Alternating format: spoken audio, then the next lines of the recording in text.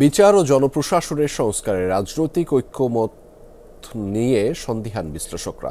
পাশাপাশি কিছু সুপারিশ বাংলাদেশের প্রেক্ষাপটে বাস্তবসম্মত নয় বলছেন তারা। এতে দুর্নীতি, দলীয়করণ বন্ধের মূল উদ্দেশ্য সফল হবে না বলেও মত তাদের। অ্যান্টিঅক্সিডেন্ট ও ফ্লেভোনয়েড সমৃদ্ধ ফ্রেশ প্রিমিয়াম টি এক কাপে কাঁপিয়ে দিন। জনপ্রশাসন সংস্কার কমিশন ও বিচার বিভাগ সংস্কার কমিশন প্রতিবেদন জমা দিয়েছে প্রধান উপদেষ্টা বরাবর। প্রতিবেদনে 4টি প্রদেশে বিভক্ত করে প্রাদেশিক শাসন ব্যবস্থা চালুর সুপারিশ করা হয়েছে। তবে এতে কেন্দ্রীয় রাজনৈতিক সরকারের একক কর্তৃত্ব কমলেও বাংলাদেশের প্রেক্ষাপটে লাভ হবে না বলে মনে করছেন কেউ কেউ। বরং এতে দুর্নীতি ও অপ্রাসঙ্গিক খরচ বাড়বে বলে মত দেন সাবেক সচিব আব্দুল আওয়াল মজুমদার। তবে সিটি সরকারের ধারণাকে স্বাগত জানান তিনি। প্রদেশ করলে দুর্নীতি বাড়বে, ওভারহেড কস্ট বাড়বে, তো এতে জনগণের কোনো লাভ হবে বলে আমি মনে করি না। গ্রুপ সৃষ্টি হবে যারা রাষ্ট্রের সম্পদ অপচয় করবে।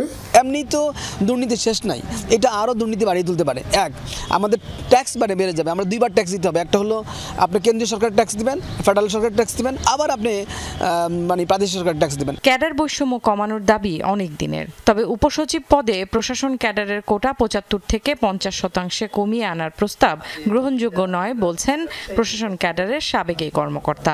তবে রয়েছে মিশ্র প্রতিক্রিয়াও। 50% লোক যদি আপনি 22 থেকে 12 বছর 14 বছর চাকরি করার পরে নিয়ে আসেন, তারা তো তৈরি হওয়ার সময় পাবে না।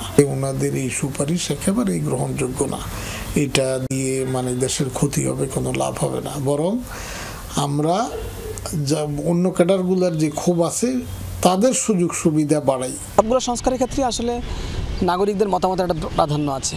তো বিচার বিভাগ সংস্কার বলি, পুলিশ সংস্কার বলি, অন্যান্য সংস্কারগুলো বলি, আসলে নাগরিকরা কি প্রক্রিয়া তাদের সংস্কারগুলো চাচ্ছে সেটা যাচাই বাছাই করার প্রয়োজনীয়তা আছে। বিচারিক সেবাকে এর আগেও উপজেলায় নেওয়া হয়েছিল, তাতে খুব একটা শৃঙ্খলা আসেনি বলছেন বিশ্লেষকরা।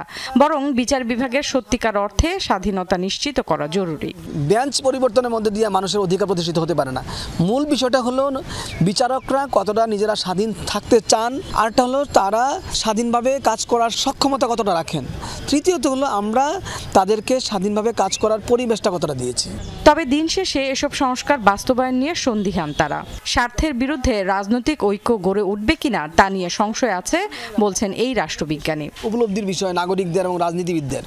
আসলে মূল সমস্যাটা তৈরি হয়তো রাজনীতিবিদদের জায়গা থেকে, প্রশাসনিক যিনি প্রধানমন্ত্রী থাকেন, প্রেসিডেন্ট থাকেন এবং তার মন্ত্রীদের জায়গা থেকে। ওনারা কিভাবে এই বিচার বিভাগকে আর হস্তক্ষেপ করবেন না এবং করতে পারবেন না, এই মেকানিজম কিভাবে উদ্ভাবন করা যায় সেটাই কিন্তু এই সংস্কার কমিশনের মূল লক্ষ্য হওয়া উচিত। এবং সেক্ষেত্রে দরকারি সংস্কার নিশ্চিত করতে সামাজিক চাপ বাড়ানোর পরামর্শ তাদের। এটা পুনঃচিন্তা করা দরকার আছে। Farhana Nancy, Jamuna news, Dhaka.